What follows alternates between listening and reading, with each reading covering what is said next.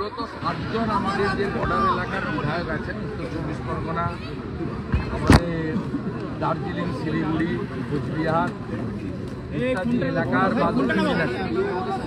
আমাদের বর্ডার এলাকা এবং আমরা পরিষ্কারভাবে বলেছি যে ভারত বাংলাদেশের একটা সম্পর্ক আছে, সেই সম্পর্ক আপনারা নষ্ট করছেন। 71-এর মুক্তিযুদ্ধ যার বিজয় দিবস আসছে 16ই ডিসেম্বর, সেই বিজয় দিবসে প্রাককালে ভারতীয়দের যোগদান অবদান, ভারত সরকার, ভারতবাসী, ভারতীয় আর্মি, বিএসএফ এর অবদান, এটা আপনারা কেউ চেষ্টা করলেও মুছে ফেলতে পারবেন না। আমরা বলেছি কয়েক কোটি এবং যারা আছেন তারা ধর্মীয় উৎপীড়ন এবং দেশভাগের কারণে আসতে বাধ্য হয়েছেন। আমাদের সঙ্গে মতুয়া মহাসংঘের সংঘাধিপতি সুব্রত ঠাকুরও ছিলেন। আমি বলেছি মতুয়া সমাজের স্রষ্টা পূজ্যপাদ ঠাকুর হরিচাঁদ ঠাকুর, গুরুচাঁদ ঠাকুর ঘোড়াখান্দিতে জন্মগ্রহণ করেছেন। আমরা যারা এখানে উপবিষ্ট ছিলাম, ভিতরে গেছিলাম, ডক্টর শঙ্কর ঘোষ, সীতা চ্যাটার্জি, দীপক বর্মন, অশোক কীর্তনিয়া, বুধরাই টুডু, নিখিল রঞ্জন দেরা এবং সুব্রত নাম তো আগেই বলেছি। আমাদের প্রত্যেকের সঙ্গে বাংলাদেশের বহু মানুষজনের আত্মীয়তার সম্পর্ক আছে, শুধু আমাদের নয়, কয়েক কোটি মানুষ। আমরা এর আগে মুজিব সাহেবের সরকার দেখেছি, বিএনপি আওয়ামী লীগের সরকার দেখেছি, আমরা হুসেন মোহাম্মদ এরশাদের সরকার, আর্মি রুল।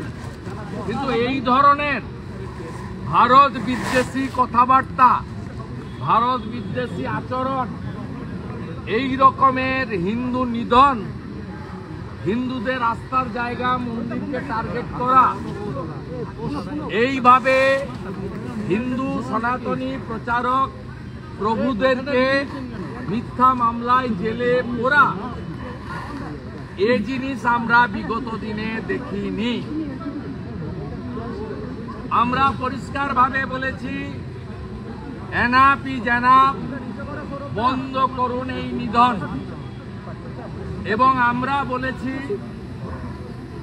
যদি না করেন এবং চিন্ময় কৃষ্ণ প্রভুকে মুক্তি না দেন, তার বিরুদ্ধে কোনো অভিযোগ নেই, অভিযোগ প্রমাণিত হয়নি, তিনি একজন বাংলাদেশের রাষ্ট্রবাদী বৈষ্ণব ভাগবত প্রচারক। তিনি তার যত বক্তব্য আপনি আমি শুনেছি, তাতে তিনি বাংলাদেশের জাতীয় পতাকাকে কাঁধে নিয়ে সেখানে তিনি মুক্তিযুদ্ধের পক্ষে আমার মাটি আমার দেশ, বাংলাদেশ ছাড়ছি না, ছাড়বো না স্লোগান দিয়েই করেছেন। তাই তাকে যে অপবাদে করা হয়েছে, এটা সম্পূর্ণভাবে তালিবান, আইএস এবং মৌলবাদী শক্তির পদধ্বনি শোনা যাচ্ছে। বাংলাদেশের তত্ত্বাবধায়ক সরকারের এক প্রশাসক, তিনি ক্যাবিনেট মন্ত্রীর পদমর্যাদার সমান, তিনি আজকে সরাসরি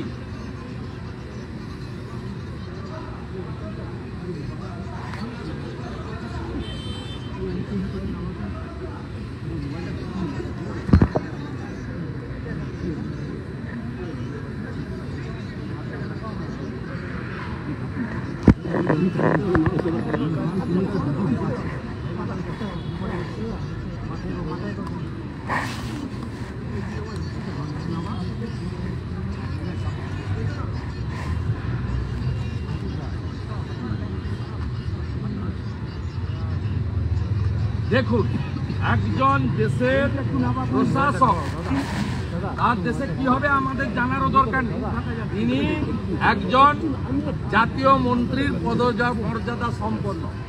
তিনি, আমরা শুনিয়েছি, আপনাদেরও শোনালাম, তিনি সরাসরি ভারতকে আক্রমণ করছেন। এই প্রশাসককে বলতে চাই, নুন আপনার আছে, আয়োডিনটা ভারতে।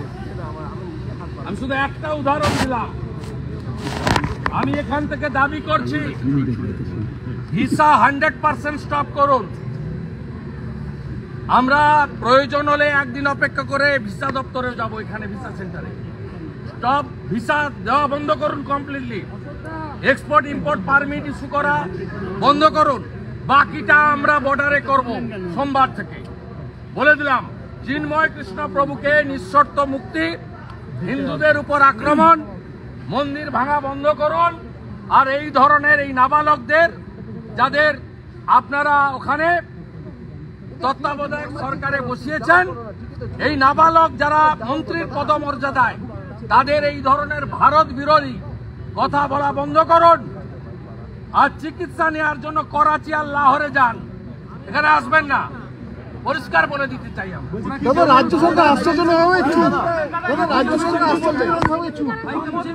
উনি উনাদের দিল্লির দূতাবাসে রাষ্ট্রদূতকে জানাবেন প্রোটোকল মেনে। আমরা কালকে মেল পাঠিয়েছিলাম, সেই মেল উনারা এক্সটার্নাল অ্যাফেয়ার্স মিনিস্ট্রি ঢাকা বাংলাদেশের অনুমোদন নিয়ে আমাদের অ্যালাউ করেছেন 1+7।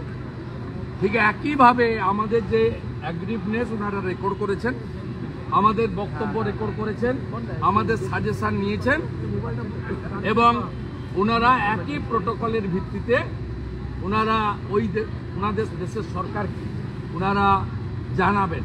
এর বাইরে ডেপুটি হাই কমিশনারে করারও কিছু নেই। উনি কমপ্লিটলি জানাবেন। জানালে যেভাবে আমাদের অ্যালাউ করেছেন, নিশ্চয়ই ওনারা আমাদের কথা শুনতে চান। ডক্টর মোহাম্মদ ইউনুস, তার আত্মীয়তা এখানে আমাদের বর্ধমানে আছে, নিশ্চিতভাবে তার অনুমোদন ছিল। তারা এপারের বাঙালি হিন্দুরা, সনাতনীরা কি বলতে চায় সেটা শুনতে চেয়েছেন, আমরা শুনিয়েছি। আমরা আমাদের কাজ করব। বঙ্গীয় হিন্দু জাগরণ মঞ্চ কালকে বেলা 2টায় শিয়ালদা স্টেশনে জমায়েত করেছে।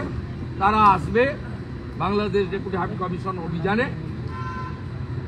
আমরা এটা রাজনৈতিক কর্মসূচি নয়, সবাই সনাতনীকে বলবো আপনাদের এই কর্মসূচিতে যোগদান করার। আমাদের পক্ষ থেকে সোমবার দিন সকাল 10টা থেকে পেট্রোপোলে গুডস ভেহিকেল অবরোধের কর্মসূচি নেওয়া হয়েছে। আমরা সেখানে অংশগ্রহণ, আমি নিজে অংশগ্রহণ করব, সেখানে সবাই অংশগ্রহণ করবেন। আমরা প্যাসেঞ্জার ভেহিকেল এবং অন্যান্য যে ভেহিকেল আছে তাদের কোনো অসুবিধা করব না। আমরা কেবলমাত্র গুডস ভেহিকেলে অবস্ট্রাকশন করব, এবং আমরা ওদের অ্যাটিটিউড আগামী 48 ঘন্টায় দেখতে চাই। চিন্ময় প্রভুর মুক্তি, মন্দির সুরক্ষা এবং সনাতনীদের উপর মিথ্যা মামলা বন্ধ করে ওখানে আগের পরিস্থিতি ফিরিয়ে আনা হোক। প্রয়োজন হলে 16 তারিখে বিজয় দিবস, যেদিন পাকিস্তানের আর্মি কমান্ডার নিজামী আত্মসমর্পণ করেছিলেন ভারতীয় আর্মির কাছে, ওই দিন কলকাতাতে মহাসমাবেশ আমরা ডাকার উদ্যোগ গ্রহণ করছি।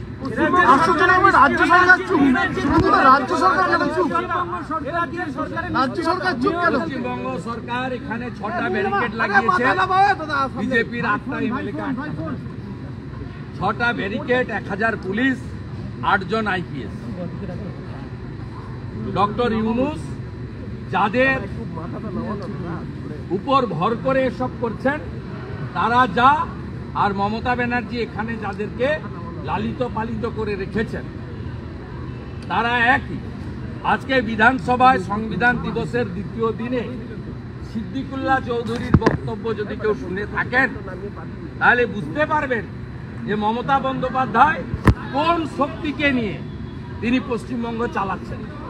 এই শক্তি কখনো সনাতনীদের উপর আক্রমণ, হিন্দুদের উপর আক্রমণ, নমশূদ্র মতুয়া রাজবংশীদের, জনজাতিদের উপর আক্রমণ প্রোটেকশন দেবে না।